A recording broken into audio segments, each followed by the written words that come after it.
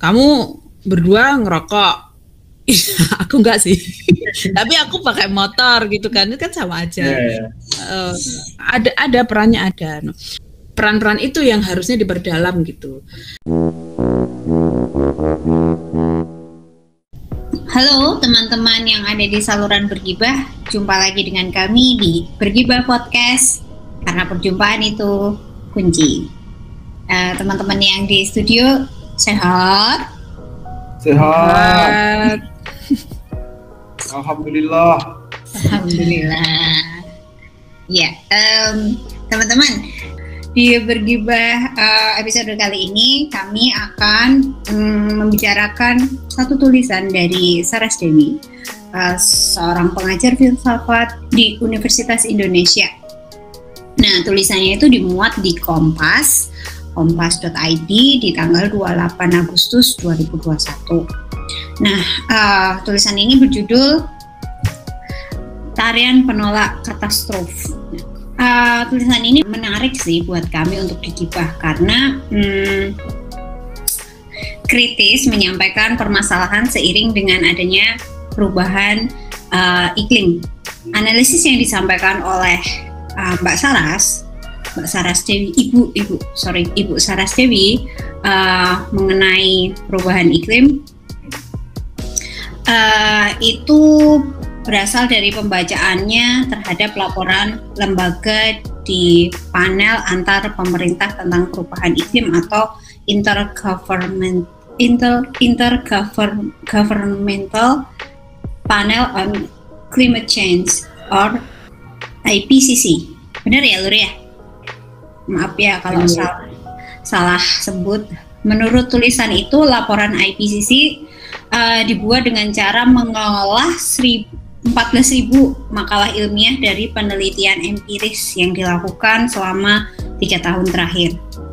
Nah, banyak ya.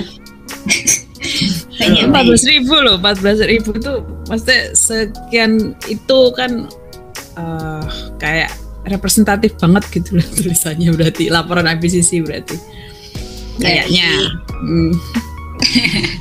Tapi kita coba ulik tulisannya Mbak Saras ini ya. Tulisannya Mbak Saras itu dibuka dengan kalimat kegawatan bagi umat manusia, pakai tanda seru. Nah, kalimat itu sepertinya dapat dilihat sebagai pesan utama yang ingin disampaikan oleh tulisan ini, bahwa umat manusia sedang berada dalam kondisi yang gawat. Di bagian lain dia sebut, kenaikan suhu bumi akan berakibat malapetaka bagi manusia. Ini poin tentang perubahan iklim tadi, bahwa suhu bumi itu naik dan bisa menyebabkan berbagai masalah seperti yang disebutkan dalam tulisan berikut. Laporan IPCC menyampaikan bahwa fakta-fakta kelam dampak dari perbuatan manusia, konsentrasi CO2, air laut yang meninggi, menghilangnya lapisan es di Antartika, di Arktik, juga mencairnya glacier dan meningkatnya keasaman laut. Dari kutipan itu terlihat bahwa Ibu Saras menyebutkan bahwa fakta-fakta kelam itu sebagai dampak dari perbuatan manusia. Di bagian lain, beliau meneruskan bahwa manusia perlu mawas diri. Bayangkan saja wilayah tertinggi seperti Siberia pun menderita karena gelombang panas yang menyebabkan kebakaran hutan seluas 3,4 juta hektar. Nah, proses-proses produksi kondisi kelam inilah yang dalam tulisan itu disebut bahwa manusia telah menciptakan neraka di bumi. Oke. Ya, menarik ya sebenarnya. Kalau menurutku, aku tarik di itu tadi loh, laporan IPCC itu. Dia itu diolah dari 14.000 makalah ilmiah gitu. Artinya itu jumlah yang menurutku sangat banyak gitu. Tapi kan kita nggak tahu juga ya ini laporan IPCC itu bisa dibaca di mana.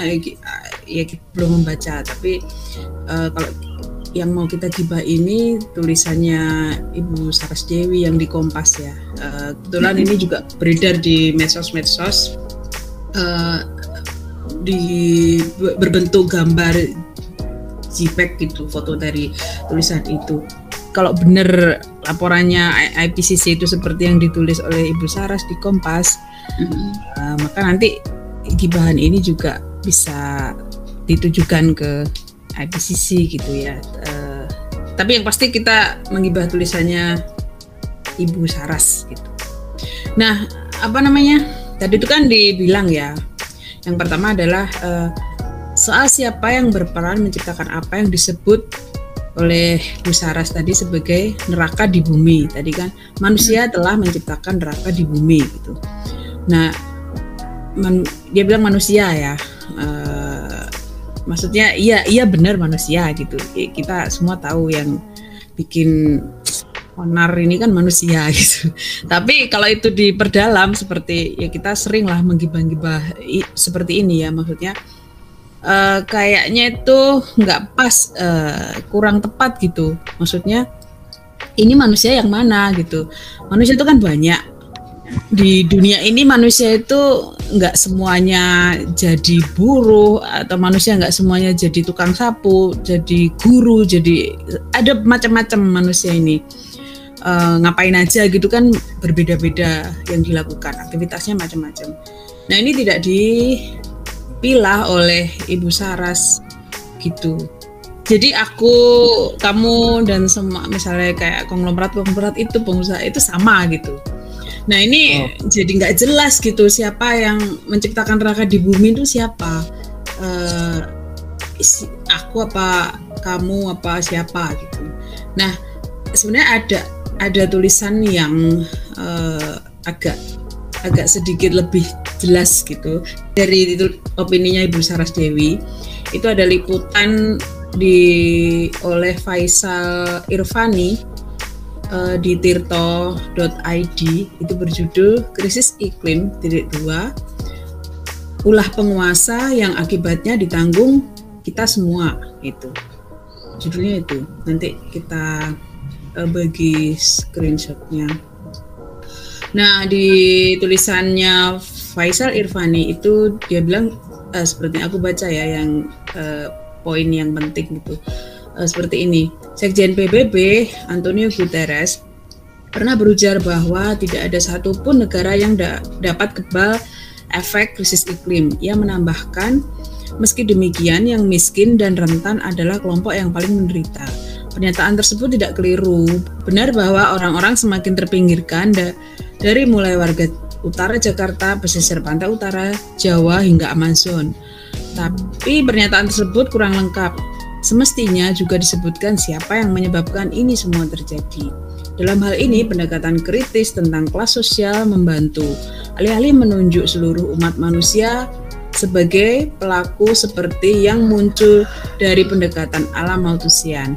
Kelas pemilik modal lah yang berkontribusi membawa bumi ke kekacauan. Nah ini udah mulai nih dia, ini loh, menunjuk seluruh umat manusia. Kak Bu Saras tadi kan manusia itu ditunjuk semua gitu. Lanjut ya. Sebagian besar masyarakat, kelas yang secara kuantitas paling banyak, tak bertanggung jawab atas emisi karbon. Mereka bukan pemilik modal dan mereka tidak bertindak eksploitatif terhadap sumber daya yang ada.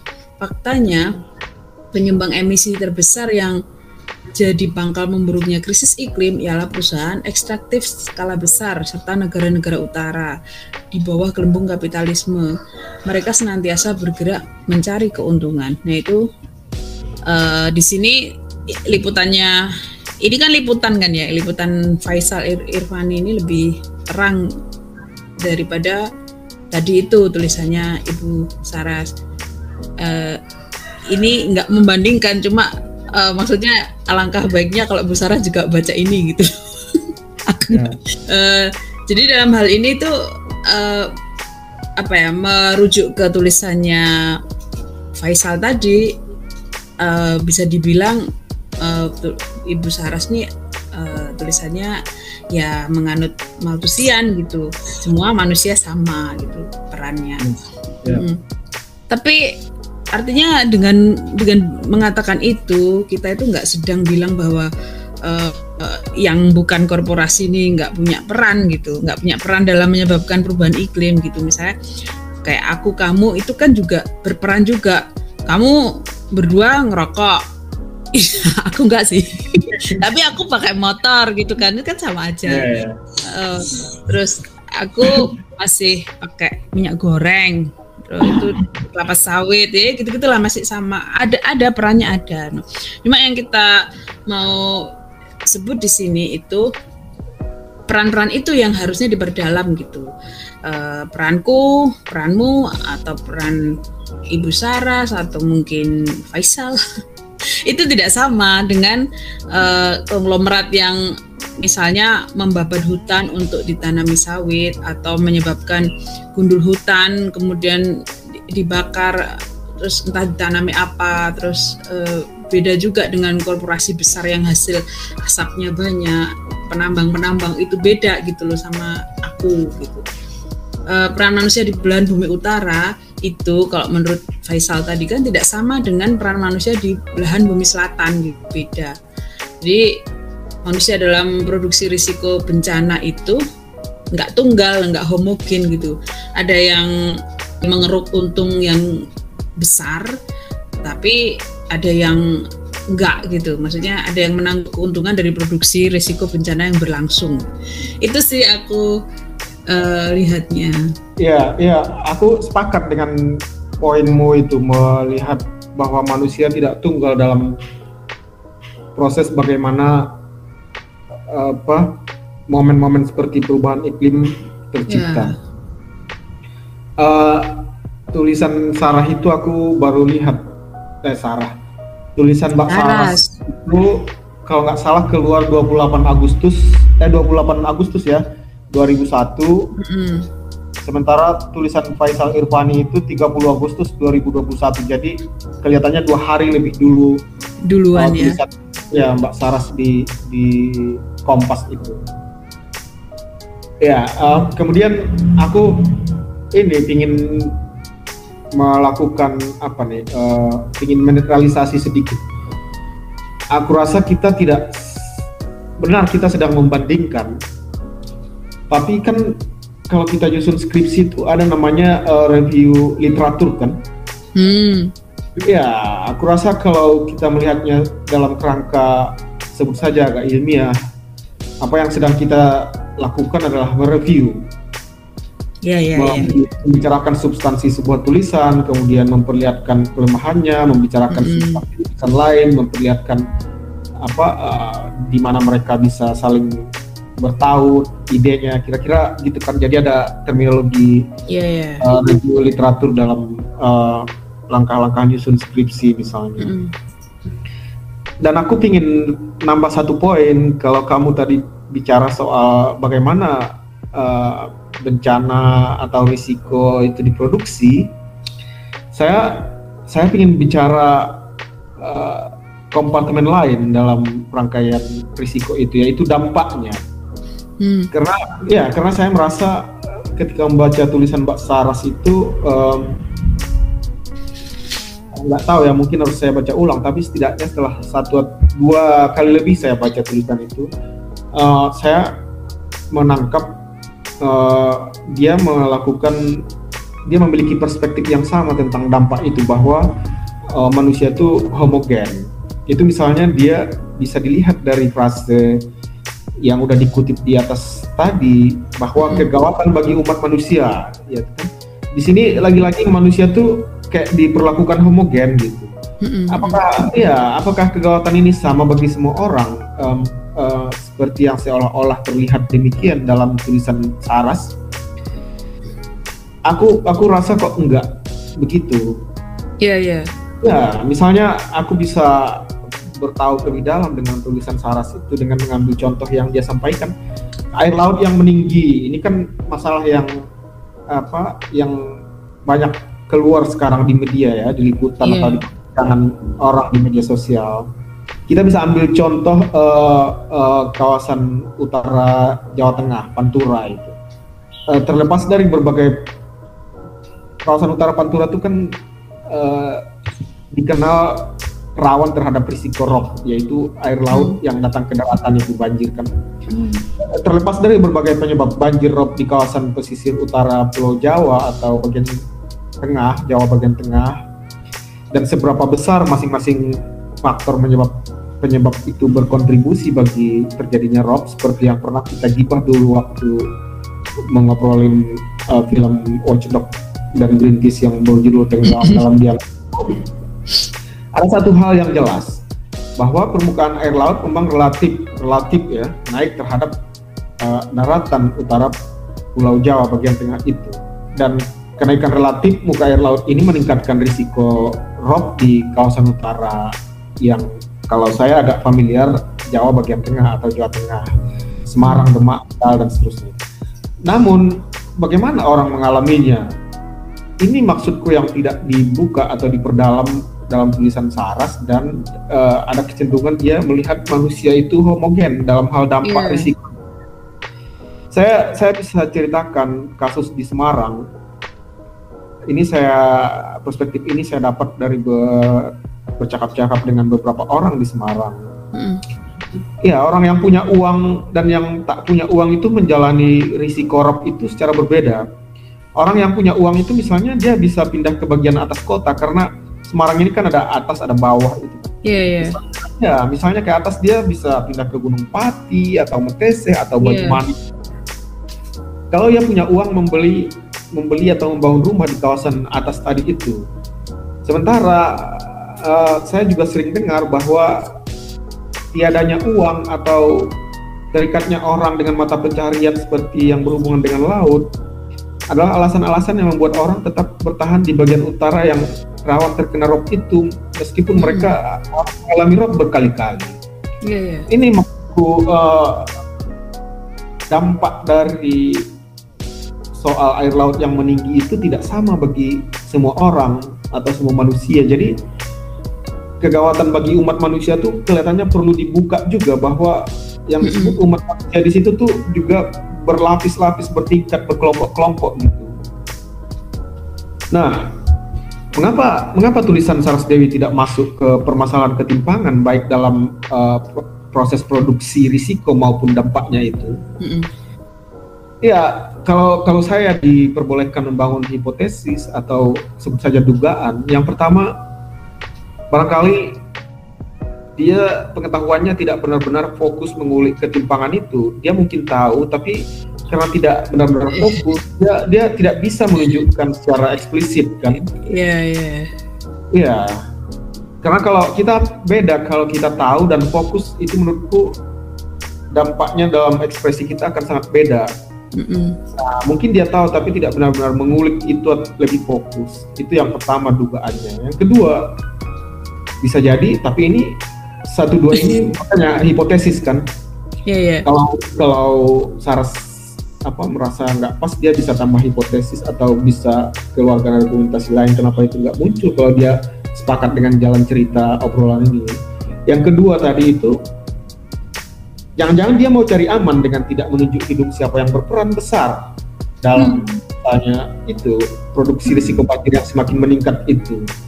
Dia nggak mau ceritanya menyenggol kemapanan orang-orang tertentu yang kemungkinan besar orang yang punya harta banyak yang berperan dominan dalam produksi perubahan iklim, pengusaha pembalap hutan ataupun orang-orang utara. Jadi dia nggak mau mungkin menunjuk hidung itu karena dia nggak mau berkonfrontasi, dia tidak menyampaikan itu. Maka poin ini bahwa ada hipotesis 1-2 oke aja, tapi mungkin sebaiknya kalau Saras menyimak, kita kembalikan aja ke dia kan. Ya, kalau ada klarifikasi oke lah ya, maksudnya kita juga mau dengar gitu, ya kan? Jadi tuh aku menyimpulkan dari obrolan gibahan kita itu ada dua ya, maksudnya di produksi risikonya itu siapa yang dominan menyebabkan itu, kemudian dalam artian bahwa bukannya orang-orang yang tidak dominan ini tidak menyebabkan, tapi ada yang dominan gitu, ada yang lebih dominan gitu, yaitu orang-orang yang punya modal besar. Kemudian yang kedua adalah dampaknya, itu siapa yang lebih parah merasakan dampaknya gitu kan. Orang-orang banyak ini kan yang sebenarnya orang yang tentunya nggak bermodal besar, yang justru lebih seperti Guterres tadi bilang bahwa yang rentan adalah yang miskin gitu. Ya, itu yang bisa kita kibah di tulisannya Ibu Saras. Dikembalikan ke Ibu Saras, bagaimana? Apakah ada klarifikasi atau enggak? Atau biarin aja lewat aku, nggak apa-apa. Iya. Kalau ada. Nggak terlalu penting-penting juga ini masalah ini. Iya, kalau ada kita mau dengar lah gitu. Kalau nggak ada udah lewat aja gitu. Iya udah. Oke, tapi terima kasih Ibu Saras. Terima kasih Ibu Abang Faisal juga. Ya, terima kasih semuanya. Terima kasih pendengar. Sampai jumpa. Sampai jumpa.